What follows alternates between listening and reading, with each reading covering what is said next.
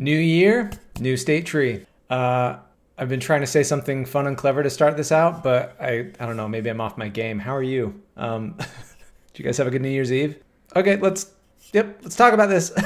Today we're covering the Garden State itself, the great state of New Jersey, which in 1950 designated the northern red oak, scientific name Quercus rubra, as its official state tree. A large, fast-growing tree, the northern red oak typically grows about 2 feet per year until reaching full height at around 90 feet tall and up to over 140 feet. It's a popular tree that does quite well transplanted, and naturalist Joseph S. Illick once called the northern red oak one of the handsomest, cleanest, and stateliest trees in North America. It's the most prominent member of the red oak group, which can be differentiated from white oak trees primarily through several methods, most easily by examining their leaves. Red oaks typically have pointed ends on their leaves, while white oaks are usually rounded. But it's the colors of the tree's wood that give the groups their names. Red oaks have a brighter colored wood with pink and red tones, and white oaks have darker brown and tan wood.